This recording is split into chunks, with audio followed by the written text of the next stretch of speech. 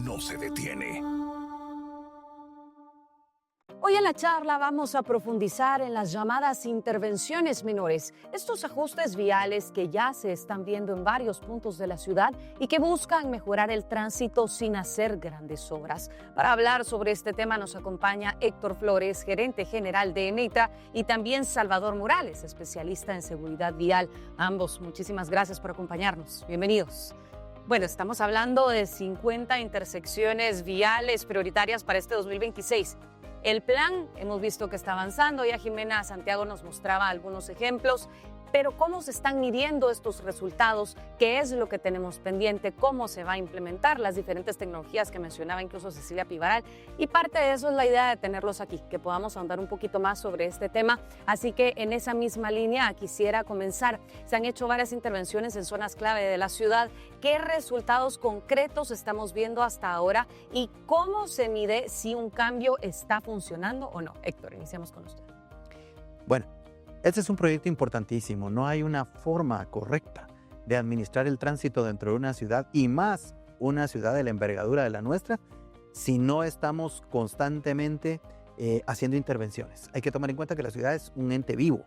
De hecho, está cambiando todo el tiempo el tamaño del parque vehicular. Este año ya tenemos 200,000 unidades motorizadas más circulando en el departamento de Guatemala, y esas 200,000 unidades más hacen que tengamos que tomar atención en todo lo que circula en la ciudad. Y en estas intervenciones menores de las que estamos hablando, se vuelve tremendamente importante tomar en cuenta tres aspectos. Uno, tenemos que mejorar los tiempos de desplazamiento, que ese es un tema importante, es decir, llevarlos al punto óptimo del que podemos disponer, considerando la cantidad de vehículos y la infraestructura vial con la que contamos. Ese es un aspecto. El segundo aspecto es que es importante que cada crucero dentro de la ciudad universalice el acceso de todos los que hacen uso del crucero, que uno tendería a pensar, bueno, esto es solo de camiones, carros y motos, pero es que los peatones también cuentan, porque finalmente los peatones tienen una lógica de movilidad dentro de esos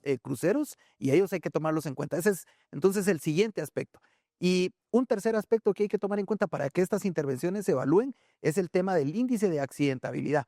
Finalmente, el que nosotros estamos impulsando en EMETRA y la Policía MT un plan en el que para nosotros la seguridad vial se vuelve un eje central. A menos accidentes, menos taponamientos, menos interrupciones, y por tanto circula mejor. Los tiempos de desplazamiento se vuelven importantes, y eso tiene que ver con los aspectos del proyecto. Señalización, el peatón debe saber dónde se tiene que cruzar. Tiene que tener, hoy decía el reportaje en algún punto que estamos incluyendo semáforos donde antes no había, pero es que la lógica de la cantidad de carros de antes quizás no lo demandaba, pero hoy cuando uno va y lo ve desde la óptica del peatón al que se le está tomando en cuenta, pues dice, bueno, ¿y aquí cómo me atravieso? Entonces, digamos, esa parte se vuelve importante, y obviamente hay cruceros que técnicamente, después de haberse hecho estos estudios que agradecemos muchísimo el apoyo de iniciativa privada, porque este proyecto es el fiel reflejo de que cuando las voluntades se unen, hemos venido diciendo, el señor alcalde ha dicho reiteradamente que este tema del tráfico es un tema de Estado. Y cuando habla de Estado, habla de la participación de todos. Y aquí públicamente quiero reconocer y agradecer el papel, el rol de la iniciativa privada, porque hemos tenido ahí la colaboración para hacer los estudios que ameritan para poder nosotros entrar a la ejecución de esto, y que esto se vaya más rápido. Vamos ahora con Salvador. Cuando se hacen este tipo de cambios rápidos en la vía, ¿qué impacto tienen en los usuarios y qué más es importante que podamos considerar? Y aquí lo amarro con lo que nos mencionaba del peatón, porque se habla de esta vida urbana que ya se está desarrollando en Guatemala, pero ¿realmente existe? Claro, creo que hay ciertos aspectos también fundamentales que hay que tomar en cuenta, y uno de ellos es el plan a largo plazo. Si bien es cierto, es importante ordenar los conflictos actuales, hay que tener un plan. Y parte del plan es mantener un poco la jerarquía de las vías. Un error común en la movilidad es pensar que las vías sirven para todo. Y un principio básico de movilidad es que hay vías o para moverse de alta movilidad o de alta accesibilidad. Y hoy lo que pasa en nuestras ciudades, y no solamente en Guatemala, es que las vías se quieren usar para todo. las queremos movernos de forma rápida, pero también queremos que enfrente de nuestra casa esté la entrada o el retorno. Y entonces mezclar alta movilidad con alta accesibilidad muchas veces genera estos conflictos. La jerarquización de las vías en el mundo de la seguridad vial es uno de los elementos fundamentales. Hay vías de alta movilidad. Si uno va a ciudades no tan lejanas como en Costa Rica, acaban de hacer una circunvalación, que es una vía de alta movilidad con baja accesibilidad, que su propósito fundamental es mover, pero también hay vías de alta accesibilidad que se vuelven de baja movilidad como tal. Entonces, esa jerarquización es fundamental como un plan maestro y no solo definirla, sino mantenerla. Los planes de ordenamiento territorial, las licencias de construcción, el desarrollo urbano tiene que ir en base a esa jerarquización y que no solo afecta a las ciudades, sino también a las vías nacionales o a las carreteras, ¿no? Hoy, por ejemplo, vemos libramientos que a los 20, 15 días ya hay una venta o un pinchazo que no mantienen básicamente para lo que fueron hechos, ¿no? Entonces, una parte fundamental es tener la vista no solo a corto plazo, sino a largo plazo de lo que se puede hacer. Y por último, creo que otro elemento fundamental que tiene un impacto directo es empezar a también, como decía el licenciado Flores, tomar en cuenta a los otros usuarios, el concepto de las calles completas, liderar espacios peatonales, tener ciclovías conectadas. Esto hace que en una ciudad donde la movilidad a pie puede llevar 15 minutos, cuando lo hacemos a carro, lo hacemos hasta en 2 o 3 horas. En ese sentido, tener aceras continuas, carriles segregados, ciclovías conectadas, es de las fórmulas que mejor funciona en las ciudades con alta congestión. No solo pensar en puntos específicos destinados para el usuario, sino ver cómo bajamos a la gente de los carros y cómo la metemos a otros medios de transporte que ayuden a que redistribuyamos el espacio territorial que tenemos disponible, ¿no? ¿Hay algún mínimo técnico que deben cumplir estas intervenciones viales para considerarse verdaderamente efectivas? Bueno, la verdad es que estas intervenciones viales deberían de ser integrales. Buscar, como le digo, mover no solo vehículos, sino también dar oportunidad a que las personas puedan utilizar a pie o en otros medios de transporte diferentes que el vehículo en la vida. A medida que nosotros liberemos estos espacios que está ocupando el vehículo y que realmente se ocupen por acciones o por una distribución ecuánime en toda la sociedad, es cuando estas medidas empiezan a tener un mayor resultado. Héctor, ¿cuándo podríamos esperar tener ya estas intervenciones listas en Guatemala? Nosotros estamos esperando que este grupo de 50 intervenciones estén listas en un lapso de 8 meses. Esperamos el grueso, probablemente un 85% de las intersecciones, tenerlas listas en 6 meses. Obviamente, hay intersecciones de intersecciones, porque efectivamente hay algunas que tienen una complejidad distinta y, por ejemplo, a veces hay una intersección que está interconectada con 2 o 3 más. Eh, por ejemplo, se me viene a la mente ahorita que encontramos un área de oportunidad para mejorar el obelisco, en la circulación, porque ya encontramos que hay un problema.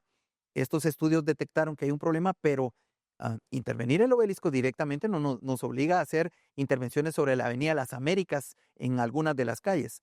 Luego, para nosotros, digamos, esta es una parte súper importante. Obviamente, como decíamos antes, esto es un tema que estamos hablando de intervenciones menores, puntuales. Todo esto está enmarcado dentro de la ruta maestra de administración del tránsito y la movilidad que para la ciudad de Guatemala existe, que es un documento rector en el que se analiza cómo estamos planificando urbanamente la ciudad para lo que viene, cuáles son las acciones que vamos a realizar y obviamente hay unas acciones transversales que sustentan la movilidad. El transporte público y la multimodalidad del transporte, por ejemplo, es un tema importantísimo. El desarrollo de la ciudad y cómo nosotros estamos planteando ya la ciudad de la proximidad, porque en realidad, si quisiéramos avanzar y reducir, digamos, en gran medida muchos de los problemas que tenemos, vamos a tener que acercar a los vecinos, porque en la medida en la que, siguiendo, por ejemplo, el modelo de París, pudieran las personas estar más cerca de sus centros de trabajo, eso nos ayudaría a que la cantidad de viajes no fueran tantos. Pero como eso, hay muchos esfuerzos más dentro de una planificación transversal y obviamente a mí que me toca el día a día, ¿verdad? Ahí donde está el vecino queriendo llegar a su trabajo y demás. Yo estoy hablando y de eso trata este reportaje, de las microacciones, porque independientemente de las medidas transversales que hay que implementar para la ciudad, nosotros tenemos que estar en el día a día anticipándonos. Creo que poco a poco los vecinos van a ir viendo cómo la mezcla de estas modificaciones viales más los semáforos que ahora estamos colocando, que los semáforos ya tenemos la oportunidad de tener una central de monitoreo que nos genera la posibilidad también de administrar los tiempos de semáforo a distancia. Hay un accidente y en este momento está y se necesita que todas las ambulancias pasen por una avenida. Existe la posibilidad de poner en verde toda una línea para posibilitar ese acceso, la posibilidad de sacar los flujos vehiculares por ciertas áreas, cosa que antes no teníamos, pero ahora con esta tecnología, más estas intervenciones viales, más el apoyo que ahora tenemos con la tecnología de la que disponen nuestros agentes con cámaras de pecho que llevan en el pecho, la asistencia de drones, en fin, las cámaras que estamos instalando en la ciudad, creemos que el conjunto, la combinación, porque no es solo una acción, sino es un conjunto de acciones, la que finalmente tiene que darnos un resultado buscando lo que pretendemos, que es que la gente se pueda mover en un tiempo óptimo de acuerdo a las circunstancias que actualmente manejamos en la ciudad.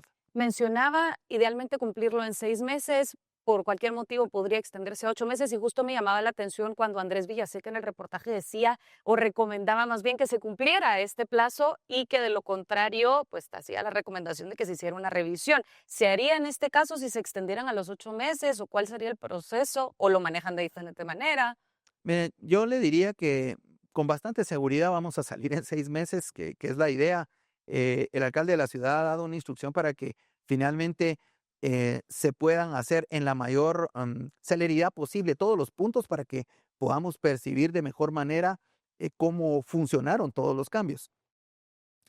Obviamente, le decía yo entre 6 y 8 meses porque hay unas intersecciones, no son todas, pero hay algunas que van a necesitar de instalación de semáforos. Entonces, esa que necesita instalación de semáforos, probablemente hagamos la intervención y la mejora vial, pero la programación de los semáforos y su interacción, la calibración de ese semáforo Claro. con el resto de la red de semáforos, Ujú. va a llevar un poquito de tiempo extra, más allá de la modificación en por ejemplo, hemos hecho algunos cambios en donde hemos tenido que, donde antes no había paso, hemos roto un camellón central.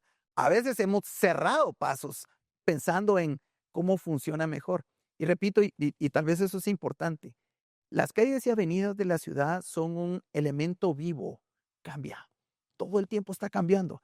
La intersección que otrora se comportó de cierta manera, hoy con la realidad y la cantidad de carros que hay se comporta de una diferente. Es Que más, cambiarla. al final, un establecimiento que antes no estaba en un lugar, ahora está y cambia la dinámica. Entonces, esto es un trabajo que requiere muchísimo esfuerzo, pero bueno, tenemos un plan, hay una ruta y el tema es que esperen muchísima acción de parte de nosotros y nuevamente quiero reiterar aquí el agradecimiento al sector privado por habernos apoyado en los estudios que hoy permiten que tengamos más rápidamente la posibilidad de ejecutar. Esta pregunta va para ambos. ¿Qué hace falta para que estas intervenciones no solo ayuden a movilizar más carros, sino también beneficien a los peatones, transporte público y ciclistas? Salvador. Bueno, y yo creo que un componente fundamental es también el ciudadano, ¿no? Las personas tienen un rol dentro de este sistema. Muchas veces hay personas que admitimos al sistema que no tienen ni el conocimiento ni las capacidades, o a veces tal vez tienen el conocimiento y las capacidades, pero simplemente no tienen la actitud para poder convivir en el tráfico, ¿no? Recordémonos que el tráfico lo hacemos los que estamos en la calle. El tráfico no es consecuencia más que todos nos juntamos en un mismo punto. Creo que el ciudadano tiene un rol fundamental. El simple hecho de muchas veces eh, preferir hacer trayectos a pie en distancias no tan largas, el poder compartir el vehículo, el poder cambiar comportamientos como tener, si es posible, horarios laborales claves, distinguidos, tener una mejor gestión de cómo nos movemos. También tiene un impacto que facilita todas estas acciones que se tienen y que estos planes de mejoramiento vial se puedan dar. Entonces, nosotros como ciudadanos, como usuarios, no solo tenemos la tarea de educarnos mejor, de accesar al sistema, no comprando una licencia o no sabiendo las leyes ni las reglas de cómo comportarnos, sino también adoptando distintos comportamientos que al final de cuentas van a tener un impacto como tal, ¿no? Héctor. Hacer que funcione mejor va a requerir de, bueno, si este fuera un paciente, yo le diría, bueno, hay que aplicarle una dosis importante de educación vial, porque al final, aquí pareciera que tenemos las jerarquías al revés. Uno va a otros lugares, en otras realidades del mundo, y el que un peatón va avance, se reverencia. O sea, los carros se detienen y es un respeto. Aquí le tiran los carros a los peatones, aunque estén los pasos de cebra. Hemos tenido tantos problemas por ese tema. Hoy nosotros creemos que para que todas estas modificaciones viales, hoy hemos puesto motovías, estamos haciendo varias cosas, pero el punto es, educación vial, primer ingrediente o primera medicina que yo le aplicaría al paciente. Eso es importantísimo. Y ahí en educación vial sería bueno que, hablando de que este es un problema de Estado, se empezara ya a pensar que en los centros educativos esto se diera como algo formal. Es más, yo le diría que educación vial deberíamos recibir en todos los niveles y todo el tiempo, porque debería desde el niño hasta el joven que está presto a recibir un vehículo, pues porque su papá ya lo va a mandar a la universidad en vehículo, por ejemplo, sería interesante que recibiera estos temas de educación vial que no solo tiene que ver con el conocimiento de las reglas del reglamento de tránsito, sino con ciertas funciones o ciertos temas que debe respetarse, la caballerosidad, la generosidad, esto que le hablo del el respeto al peatón. Eso, digamos, importante. Segundo elemento que yo le agregaría al paciente. Mire, creo que finalmente necesitamos adoptar otras medidas. Vinieron los coreanos en COICA y ya nos trasladaron con esta recomendación que le dejan al gobierno central. Dicen, bueno, mira, ¿quieres mejorar el tema del tráfico de la metrópoli? Por ejemplo, el tema de los horarios diferenciados. Ya no es posible, si queremos que nuestras intervenciones menores funcionen de mejor manera, ya no es posible tener lo que hacía muchos años, ¿verdad? Todo el trabajo empieza a las 8, todos los colegios empiezan a las 8, mamá y papá dejan a los hijos a las 8. Es que ya no cabemos todos a las 8. Entonces, si empezamos y digamos en este sentido, hará falta una iniciativa de ley que se está trabajando. El señor alcalde tiene un planteamiento para presentar una propuesta para que sean horarios diferenciados en los trabajadores del Estado, por ejemplo, porque que entraran unos a las 7, otros a las 7:30, otros a las 8, ya nos parte los flujos vehiculares en partes y eso nos permitiría avanzar. El sector privado puede darnos una mano en esa parte. Los establecimientos educativos, que yo sé que hay una lógica ahí en donde el papá dice, sí, pero entonces ya no llego a mi trabajo, pero bueno, media hora. Digamos, bueno, si unos entran a las 8 y otras a las 7:30, esa media hora ya nos permite a nosotros administrar y hacer que estas intervenciones menores funcionen menor. Las universidades, que ese es otro gran paso que tenemos que dar. En otras realidades del mundo, por ejemplo, en las horas pico, ya los comercios empiezan a dar descuentos importantes siempre que usted, como mamá que va a dejar a sus hijos al colegio, llegue, por ejemplo, a tomarse el café, le sale gratis y llega a las 6 de la mañana. Y se está ahí ya cerca está tomándose su café, desayunando tranquilamente, viendo en paz, pero ya llegó, ya está y otros, en otros lugares lo han hecho al final, en la tarde. En lugar de irse a topar en todo el congestionamiento, pues tienen lugares a donde pueden pasar y están de 6 a 7 de la noche y ya a las 7 de la noche empiezan a caminar, ya después de que han platicado con sus amigas, sus amigos, en fin, y van de una manera más dosificada. Este tema hay que trabajarlo. Antes, hace muchos años, en los 70s, uno miraba muchos buses de trabajadores del Estado que llevaban creo que el IX todavía tiene buses que llevan a los trabajadores administrativos a sus empleos. Eso deberíamos de hacer que funcione nuevamente, porque en lugar de que hayan, les digo yo, con 100 empleados, vamos a ver, 100 buses con 50 pasajeros cada bus, estaríamos hablando de 5,000 personas.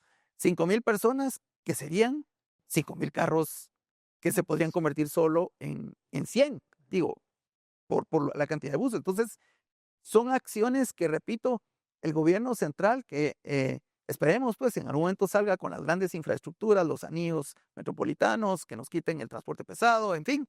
Pero hay algunas medidas más pequeñas que se pueden tomar, como los horarios diferenciados que mencionaba. El sector privado tiene su rol.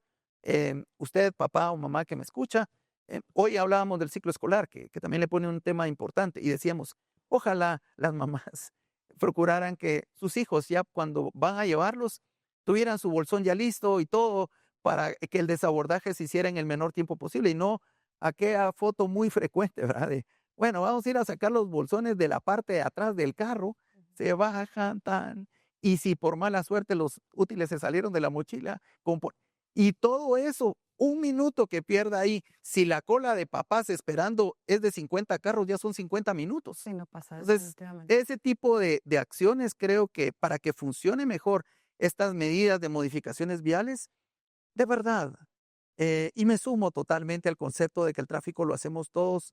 Yo creo que la solución está en todos. Deberíamos hacer una comunidad en donde participemos y ojalá que funcione un modelo metropolitano, porque así podríamos replicarlo en el resto del país. ¿Qué opina usted acerca de los horarios diferenciados en temas de calidad de vida, de estrategia? ¿Es aplicable para Guatemala a su criterio? ¿Y qué nos hace falta y los pasos a seguir? Ya para cerrar. Bueno, yo creo que sí, indudablemente no podemos todos estar en el mismo punto porque la tierra ya no crece, ¿no? Lo que hay que ver es cómo gestionamos el espacio vial y cómo lo distribuimos.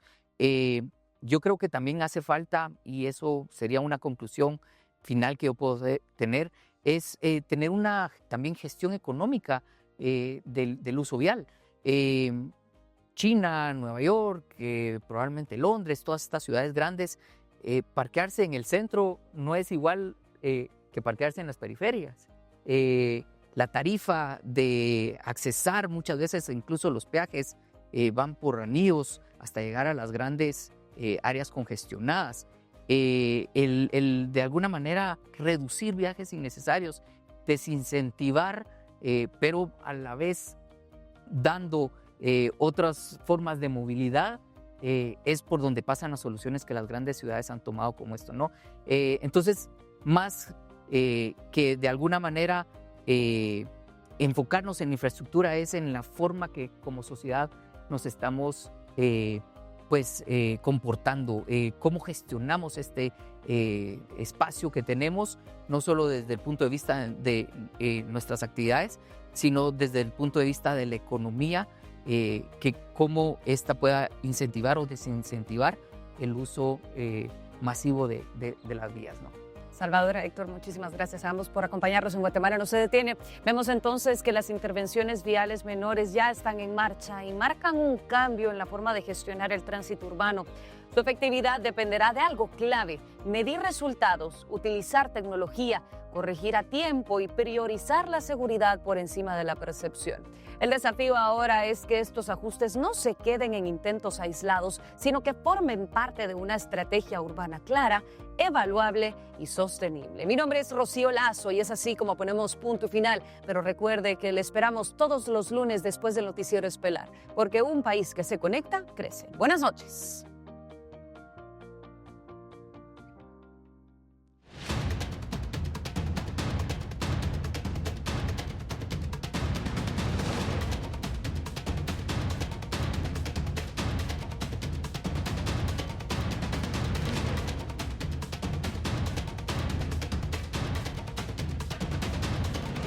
Guatemala no se detiene.